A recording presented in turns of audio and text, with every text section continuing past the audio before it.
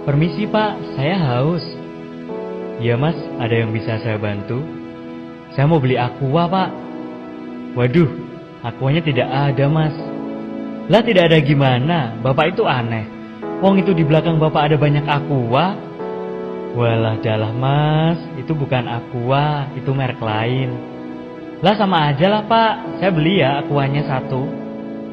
Nah, pernah dengar percakapan mirip seperti di atas? Atau malah pernah mengalami sendiri? Brand Aqua sebagai AMDK atau air minum dalam kemasan udah jadi top of mind-nya masyarakat. Kok bisa ya jualan air putih dikasih botol doang, bisa kaya raya? Nah, kita simak yuk jatuh bangunnya pendiri Aqua. Tirto Utomo dilahirkan pada tahun 1930. Dulunya Tirto kuliah di Fakultas Hukum Universitas Indonesia di Jakarta. Sambil kuliah, ia bekerja sebagai pimpinan redaksi harian Sinpo dan majalah Pancawarna. Pada 1957, Tirto menikah dengan seorang wanita bernama Lisa. Musibah datang nih pada tahun 1959. Tirto dipecat sebagai pemimpin redaksi Sinpo. Akibatnya, sumber keuangan keluarga menjadi tidak jelas. Namun, akibat peristiwa itulah Tirto Utomo memiliki kemauan yang bulat untuk menyelesaikan kuliahnya di Fakultas Hukum UI. Pada tahun 1960, Tirto Utomo berhak menyandang gelar sarjana hukum. Setelah ia lulus, Tirto Utomo melamar ke Permina atau perusahaan minyak nasional yang merupakan cikal bakal Pertamina. Berkat ketekunannya, Tirto Utomo akhirnya menanjak karirnya, sehingga diberi kepercayaan sebagai ujung tombak pemasaran minyak. Kedudukan Tirto Utomo sebagai Deputy Head Legal dan Foreign Marketing membuat sebagian besar hidupnya berada di luar negeri.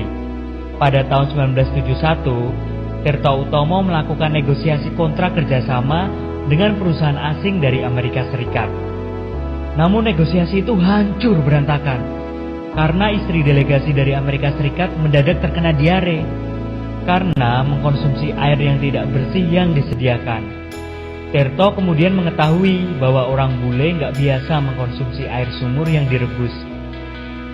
Tirto berpikir keras, gimana ya agar bisa menyediakan air mineral yang steril dan dapat dikonsumsi oleh semua orang. Setelahnya, ia kemudian mengirim adiknya yang bernama Slamet Utomo magang ke Thailand di perusahaan Polaris untuk mempelajari seluk-beluk bagaimana air mineral dapat dikemas. Setelah adiknya kembali ke Indonesia, dengan modal sebesar 150 juta rupiah, mereka mendirikan pabrik di Bekasi pada 1973 dengan nama PT Golden Mississippi, dengan merek produk awalnya bernama Puritas.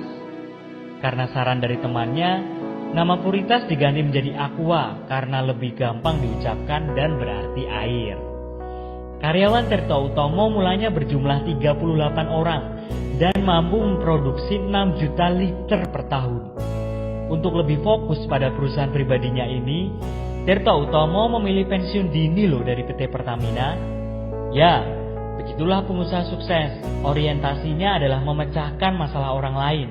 Padahal nih ya, kalau dia nggak pensiun, hidupnya udah terjamin loh. Apalagi menempati jabatan tinggi di Pertamina.